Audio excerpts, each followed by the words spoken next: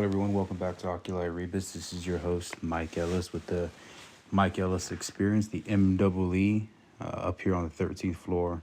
Today's episode is produced by John Solis and is a Yuckfo production. So we're going to talk about the infrastructure bill. I know it's getting close to taking law, I guess. It's poised to become law. It's going to get the votes needed. And there's some good stuff in it. There's also some what the fuck stuff in it, right? But let's start off with a quote by James Madison. Actually, we got two quotes from him today.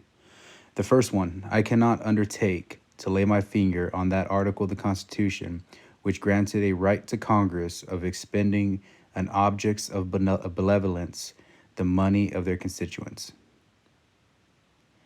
James Madison, once again. I agree. Like, the Constitution, it goes over spending, not much, right? But yet, here we are, year after year, higher budgets, more money that we're going to spend and waste. So, 1.2 trillion is where it currently stands. The CBO claims that it's only going to actually add 256 billion to the deficit. Even though when this bill first came around, it was supposed to be pretty much paid for already. Like, the money was technically already there, and this wasn't going to be something that was adding a burden to our children, our grandchildren, to ourselves realistically either. But yeah, bingo was the name-o, just like all other bills. It's there, and it's hard to really scoff at it because we allow it to happen, right? So let's look at another bill real quick before we even get into this. And it's way too easy to attack this one, right? But Obamacare, 1.2 billion in kickbacks. Now, in most of these cases, what it did for Louisiana, Vermont, I think Idaho, maybe. I have to double check Idaho, but I know Louisiana, Vermont, and California were some bigums in there. Matter of fact, Louisiana, it was known as Louisiana Purchase back then. It was like 300 million, right? Just for them. But most of the money was to guarantee the shortfalls of the Medicaid, Medicare liability for the states. Pretty much guaranteed coverage, Medicaid, Medicare. Now, this law was passed on the precipice that it was good for the people. They needed 60 votes, but yet only a handful of states got a part of this extra 1.2 billion. But it's good for people. But it's better for certain people because they lived in certain areas and they had politicians who were willing to be lobbyists. That's really what it was. They lobbied for more money. They wanted to get it. I know there was some other crazy spending in there. Like, I think there was some funding for NASCAR tracks and some water parks and stuff like that too. Some really off-the-wall crazy shit, right? But again, all this spending was for the good of the American people, right? Now, prior to this, Obama was adamant about being against pork belly spending, as they put it, for his campaign leading up to his first presidency. No pork barrel spending will be in the bill. That's like almost a direct quote. But when questioned about it, he said that no, these, for lack of better words, the bribes, right? These kickbacks were going to stay because it secured the passage of the legislation, which was his landmark legislation. Now, a lot of people want to talk about Trump and everything like that, and he expanded spending when it came to our debt ceiling and stuff like that, which is very true. I can't sit here and tell you that it's not true. But what I will say is one of the differences is both of them flip-flop when it came to the spending and the debt ceiling and stuff like that, right? But in Obama's case, he had so much control. He had both houses, and he couldn't pass the legislation. It's because a lot of Democrats knew that it was troubled. It was way too much money to be spending on something like that at that time. All right, now we can go on and on, but it's time to move on, right? So let's look at H.R. 3684, which is the infrastructure bill and the, Built Better America, Buy America. There's all this other stuff in it. There's a couple of there's a lot. There's a lot in it. I mean, we're looking at, I think it's $2 trillion is what it was earmarked to by the CBO and everyone else. There's a couple things that I think are gonna be interesting to go over, right? So first off, I'm not saying that all these things are bad ideas. I'm just saying, why are they in this bill? Not to say they don't have to do with infrastructure, but I think there was a better place, there was a better time, but hey, we had to get the votes, right? And I didn't do, well, honestly, I didn't do a lot of research. So I did quite a bit of research on this. The bill's like 2,500 pages, something like that. 2,400 pages, maybe 2,700, I don't remember. Nonetheless, it's a huge fucking bill, right? I didn't put in who added what and all these other things because it doesn't really matter. It's getting the votes. There's only one group I'm going to call out, and that's actually the GOP. A lot of these rhinos, because of their Louisiana purchase, what they thought was worth trillions of dollars, with an estimated, like I said, 256 billion in new debt, and that's estimate. We all know estimates are always wrong. It's not going to take into account extra spending that's going to have to come through due to shortfalls and all this other stuff. But we'll get to that. If you know me, if you know Mike Ellis, you know I love animals. We foster animals here at the house. Every now and then they come up to the 13th floor with me even. But 350 million. Granted, we're looking at a $2 trillion bill, right? 350 million pennies. Pennies. But those are our pennies. Those are my pennies. They're your pennies. And, you know, sometimes you got to rub pennies together for warmth, huh? I think some of you guys get that reference. But 350 million to research and make roads safer for animals. WTF. What the fuck? Here's my biggest issue with this one. In the past 3 years, I've driven in a couple states, but primarily in Washington State, Texas, and Georgia. Primarily, I guess we could throw in Florida. Just watch out for the fucking animals. There's not a week. I'll be liberal. There's not a 2-week period where I don't see somebody not trying to hit an animal, pretty much. It almost looks like people are going out of the way to hit these animals. Now, I don't think signs are going to prevent them. Now, granted, there are some places have invested in bridges and stuff like that for the animals to be able to walk across those corridors. Like the animals inertly know to just go there. You know, they're going to completely change their little trot and go over there. This does cover some waterways and things and things like that too. But $350 million, that is, number one, it's too much money and it's not enough money all at the same time. And I say that because if we genuinely cared about this, which I'm not saying we don't, we would have invested a lot more money in it, because $350 million is nothing. We're going to put a watch out for the fucking purple turtle sign on Interstate 10 down in Texas. No, it's we're just spending money to spend money here. And I'm pretty sure this money's going to go to some organization, save the whale, kill the shrimp kind of people, right? Makes no sense to me. So 350 million, again, pennies over time adds up.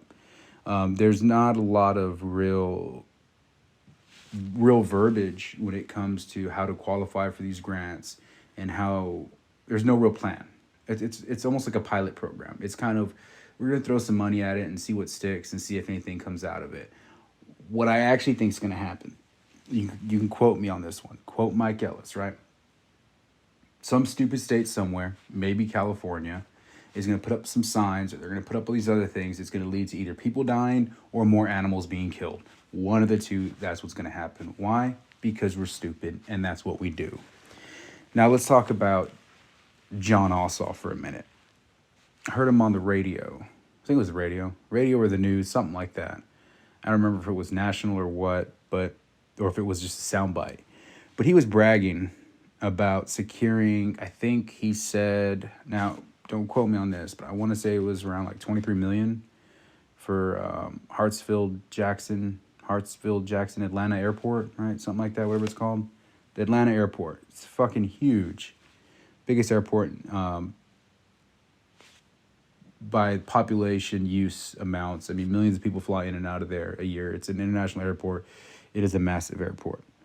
So he was bragging about getting this. Again, I think it was $23 million. Now, let's look at this real quick.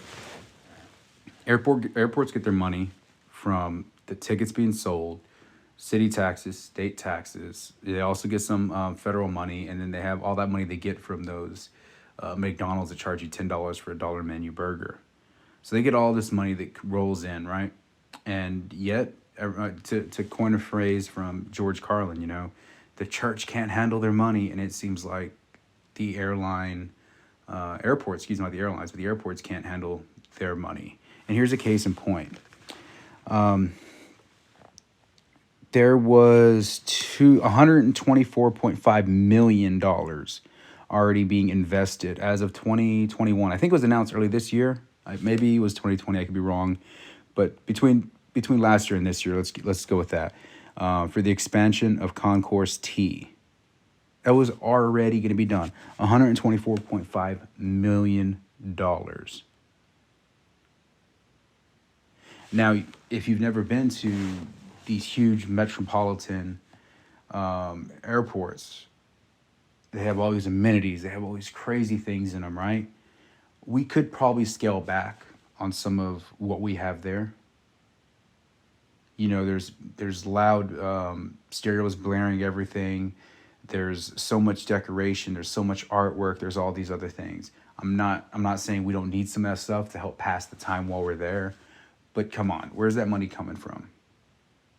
Why is that money being spent in a more wise manner?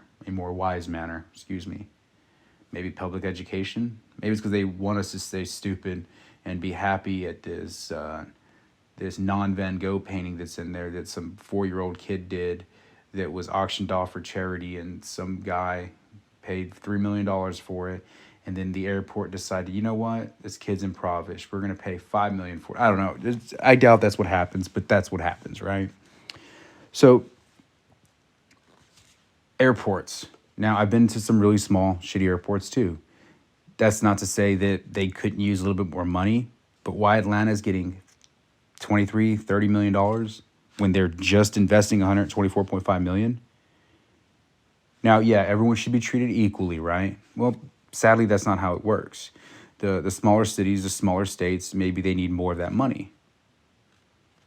Now, it's easy to pick on Atlanta or Georgia.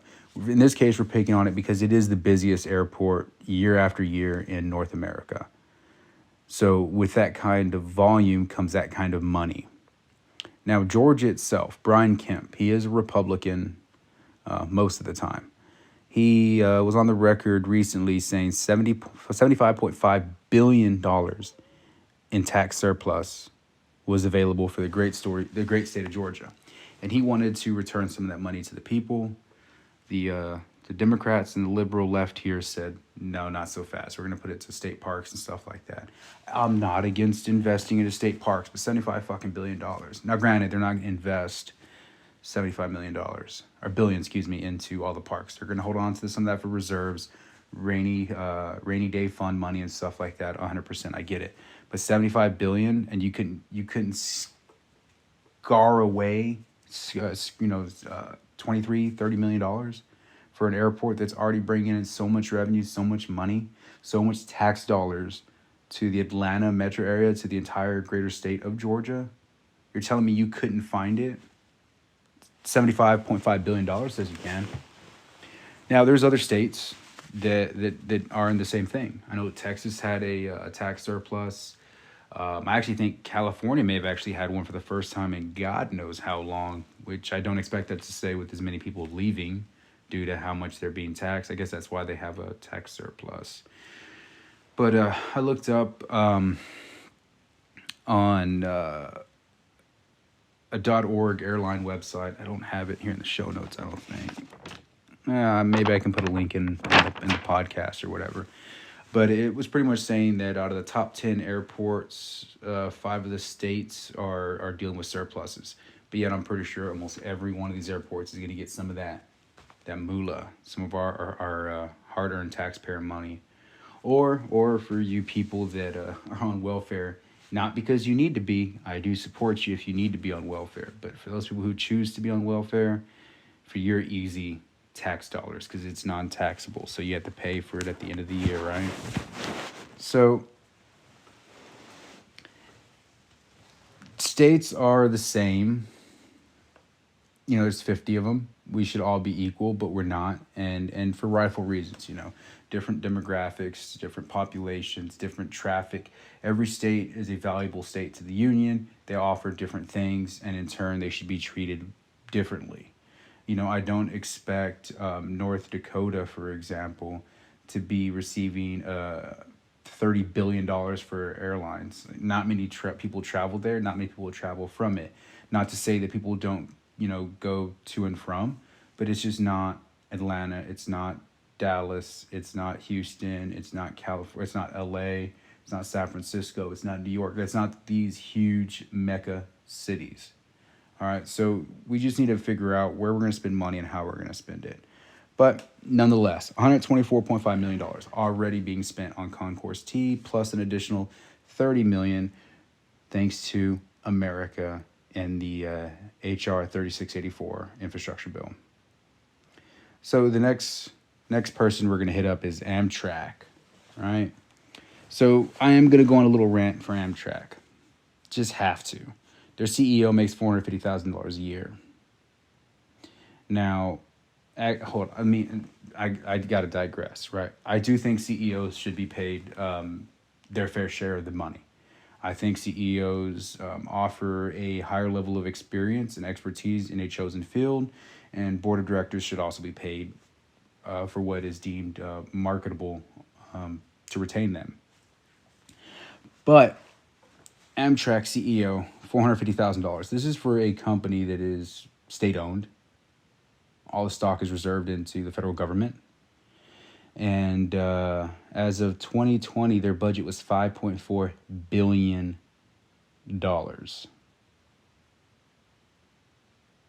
And this infrastructure bill, not to be outdone by the airlines, which is $5 billion. $5 billion for the airlines can be spread across all 50 states, probably not evenly, but $5 billion. But somehow, someone decided to get the decrepit Amtrak and give them an additional $5 billion in funding over years. Now, the airports is also over time. It's not all up front. But nonetheless, we are doubling their budget right off the back end, or the front end, excuse me. There's one good thing that comes from this, doubling their budget. But before we get to that, let's think about this real quick. Let's have this one-on-me conversation. I'm not anti-train. I think trains are cool. I'd like to ride a train. I'd like to ride Amtrak. I think it'd be kind of fun. But here's the thing. Amtrak isn't used the same way they use trains and trams in Europe and in Japan. And it's just not. They're not used the same way. Now, we do have states like Washington where the train is used from about 2 hours south of Seattle to just north of Seattle, if I'm not mistaken. That's kind of a centralized kind of thing. They've talked about doing a train in San Antonio to Austin, and I think as far as like Houston, I think San Marcos between, but nonetheless, Amtrak, and we're all told this is a lifeline of transportation for people in America. I have a feeling if we cut $5 billion and we completely just got rid of Amtrak and we refocus that on actual state level travel, we probably would have a better solution and one that wouldn't need $5 billion a year because the states could monitor it. Now, Amtrak tickets, I've seen estimates. I didn't go on the Amtrak website, but I've seen you get tickets as low as $6 up to about $1,000. Where the fuck are you going to take a train for $1,000 that you can't take an airplane from? Now, I'm not against taking a joyride on a train. But how many people are going to spend $1,000 on a train ride over an airplane? Because most of the time, you're just trying to get from point A to point B. Now, I'm not, yes, I am saying maybe we should get rid of Amtrak, or maybe we should figure out how to make it work. Because Amtrak runs through all 50 states, if I'm not mistaken. And maybe not all 50 states needs that. Again, all states are equal, but not all states are equal. I can't think of certain areas in the Midwest, like Wyoming. Does Wyoming need Amtrak running through it? Maybe, maybe not. I don't know. I've only been there once for about 2 weeks. Now, I did say that there was something positive out of this, right? We're going to spend $5 million, and part of it, or $5 billion, excuse me, part of this additional $5 billion, which is raking up to $10 billion for Amtrak. I guess if you really do the math, you're looking at $5 billion over 5 years. So you're looking at like $30 billion over 5 years. Part of that money is for oversight on accounting. We're giving them money to tell us how they're spending money. I feel like as a government-owned agency, essentially, government-owned business, if you will, that should have already been a fucking job. That should have already been done. What kind of half-assed civil service stuff is this? You're telling me the books are so messed up that we're having to invest in figuring the books out again? I'm not even going to say it's a second time, because I think I remember hearing about this in the early 2000s, late 90s, about how Amtrak was going to have this whole review and everything. But that's what it's at. So, yeah. I got a question mark on that. Now, like I said, I'm not a big anti-train guy. I think if we put trains in the right places, people can use them for the right reasons. I think we can commute from lower income cities to higher income cities when it comes to being able to make yourself marketable for a better job and be able to have a higher quality of life. You know, i.e. going from Seattle to Lacey, or going from Austin to San Antonio, even though those markets are starting to close really quick. Or maybe the people in San Marcos between San Antonio and Austin, they can branch off, go to San Antonio and Austin. And it's only a 30-minute drive, but if you can do it in 10 minutes on a train, now your one-way travel is combined for there and back. I think that's reasonable. I just think we're trying to overhype this train aspect without having all the information. And we're never going to have mass transit train systems in America until we either get rid of Amtrak or rebuild it and rebrand it. Because the American population is not going to invest $10 billion a year or more on 2 train systems. Better yet, let's look at the startup cost. What are you looking at? I would say 50 billion is what or 5 billion is what we're floating in right now. You're probably looking at like somewhere of 50 billion just to start between major metropolitan areas. And now what we're doing is we're layering a train on top of another train because one train wasn't good enough. That's why people don't care about the trains in America. It's because it's never been sold the right way, it hasn't been done the right way, and they monetize the shit out of it and expect us to pay for the shortfalls.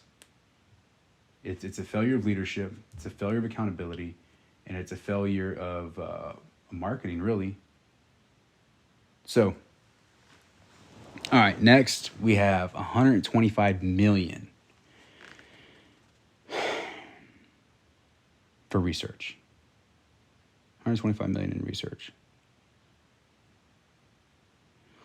on the possibility of incorporating a miles tax aimed at electric vehicles, plug-in hybrid electric vehicles.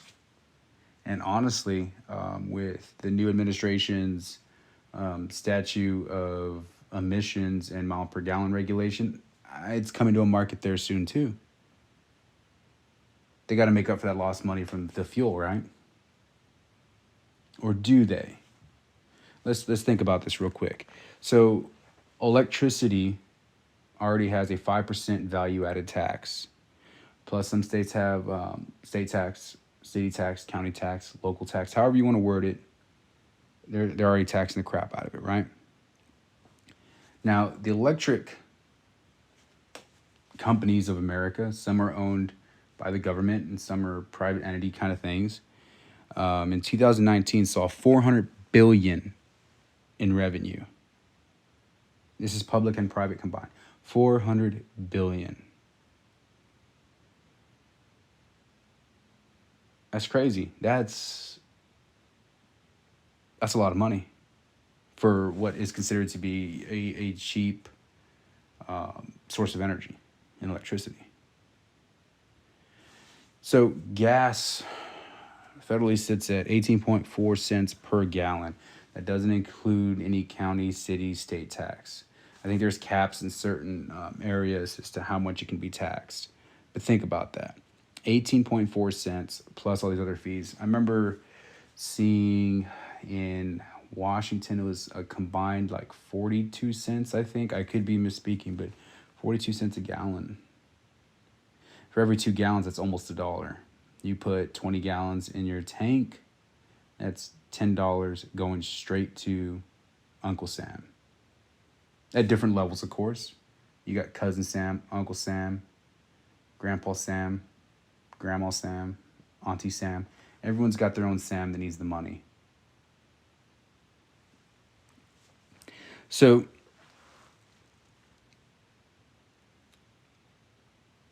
when it comes to trying to make up for the shortfalls of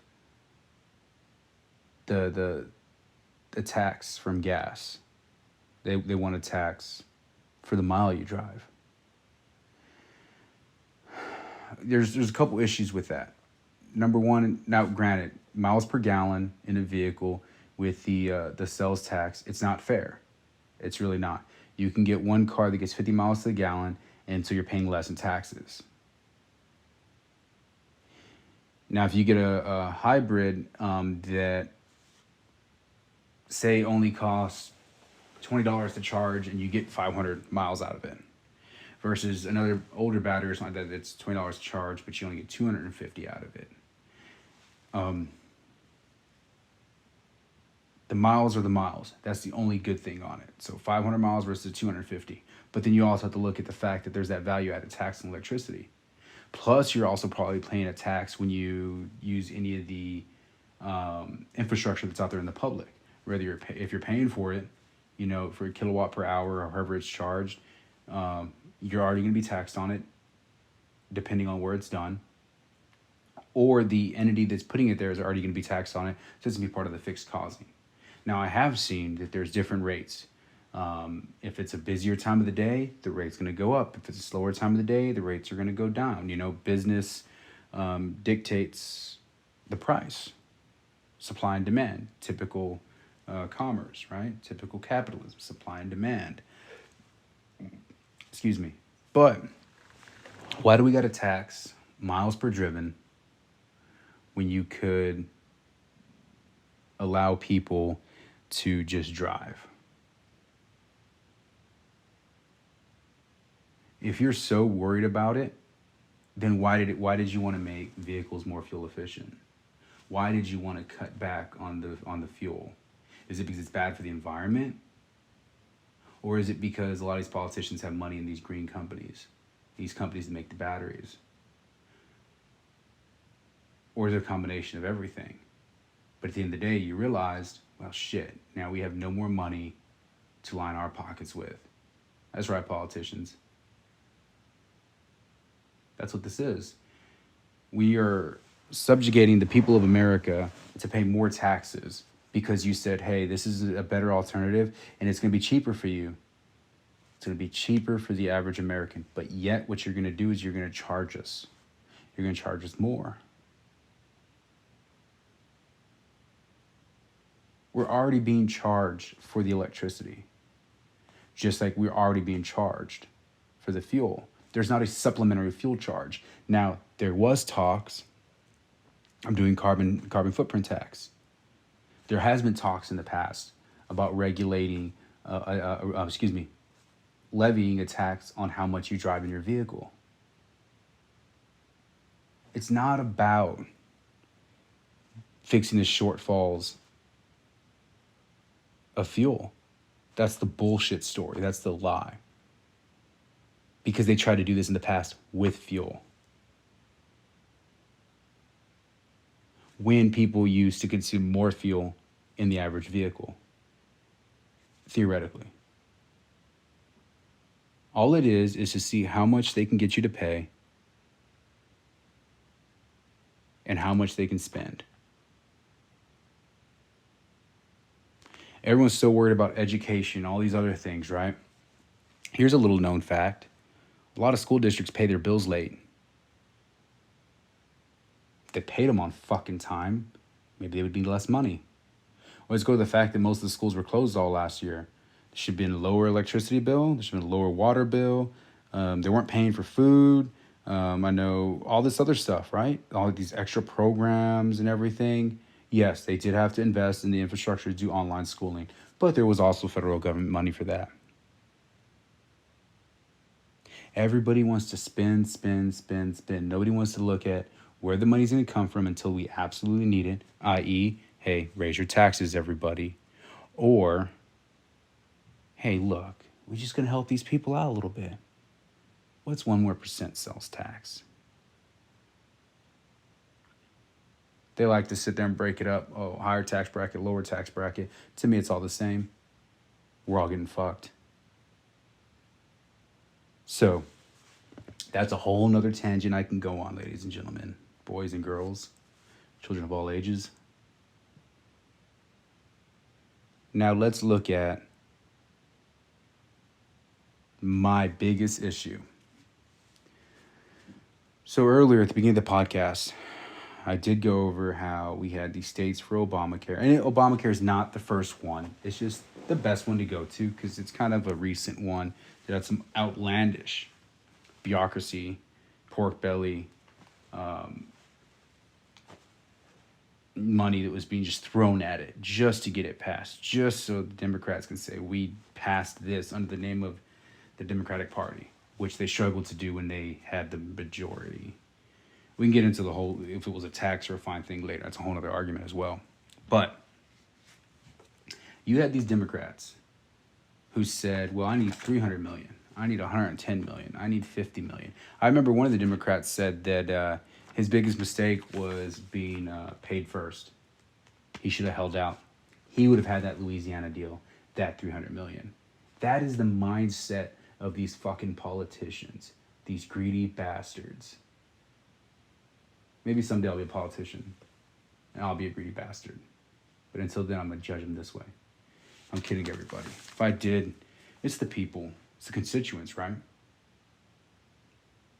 But that's what they say this for. They say, well, my constituents need this much money. Bullshit, man. Everybody needs that much money. But let's be realistic. If you cared about your constituents, you wouldn't have fought like that angle to fuck other constituents. Because your state's not better than my state. But it is in certain areas. And I guess their health mattered more. Again, another tangent. I'm getting off subject here. I apologize, ladies and gentlemen. But nonetheless, the issue I have. Now, I do believe there's going to be money spent. But I didn't see where it was earmarked as far as a value. But these rhino Republicans, as they're known, these wannabe conservatives,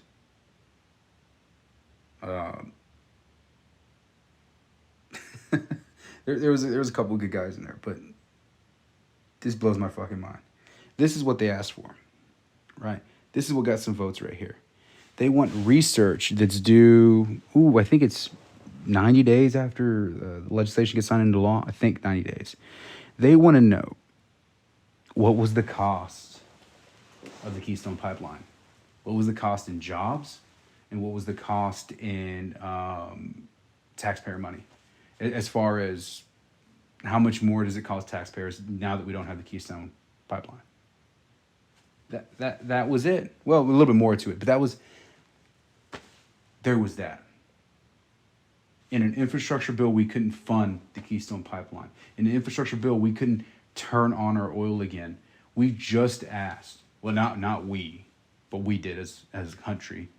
President Joseph Biden asked OPEC to raise production because we're not drilling enough ourselves anymore. I get it. Worry about the environment all you want, but we shouldn't be giving our money to terrorists.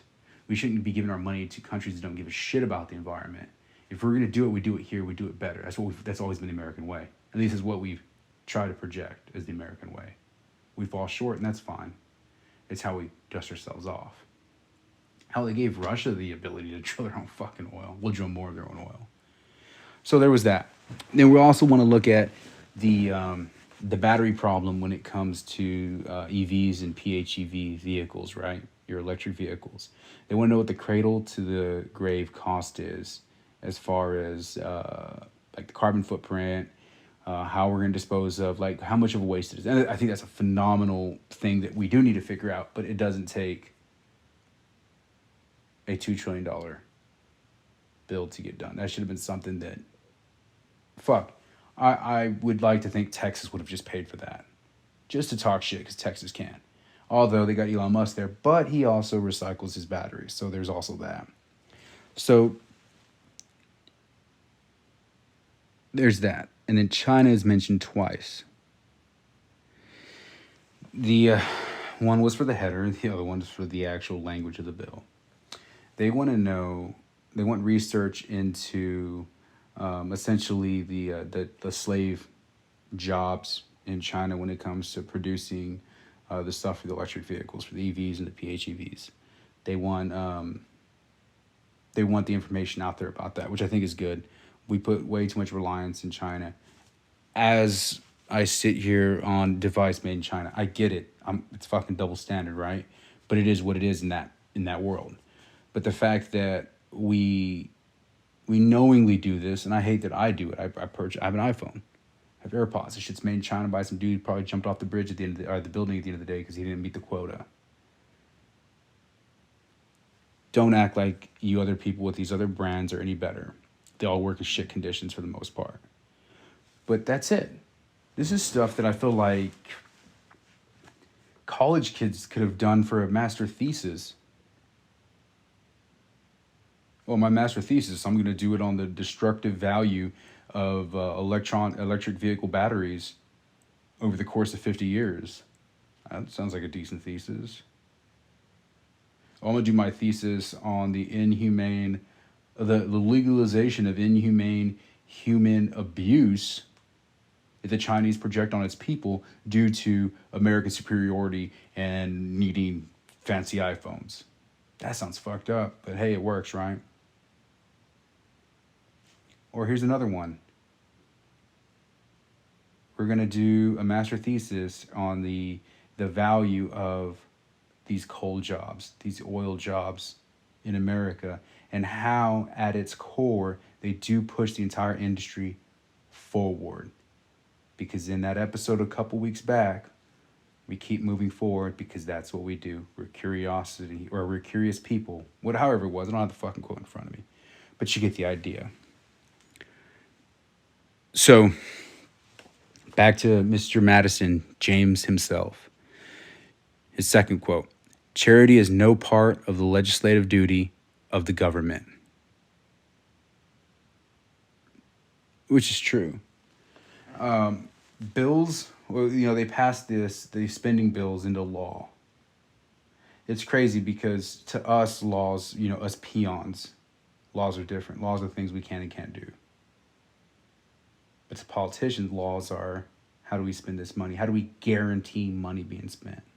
How do we take away more and more from the American population for some pet project that's probably going to die? Sonalindra. Oh, excuse me, I didn't mean to cough while I said Sonalindra. Thanks, Obama. So, there's a lot going on, but we're going to leave it at that. With that being said, I think the next day or so, I'm going to record the names of our service members that we just lost in Afghanistan. and we'll play some taps for them. Nothing's gonna bring them back, and the least we can do is just have a moment of silence for them. Maybe have a drink or two, and hope that their souls rest easy. Make sure you get on the Instagram. Oculi_Arribas. The Twitter @OAribas. We got the YouTube. This will be a video. We just uploaded the last video there today, I think. Last night, maybe. I don't know. I gotta check. Every day is the same day now. It's maddening. But all the DMs are open. All right. So Instagram, Twitter. Maybe someday it'll be a Facebook fan page or something. I don't know. See what happens, right? But like I said, Twitter, Instagram, and YouTube. There we go. That's what it's called.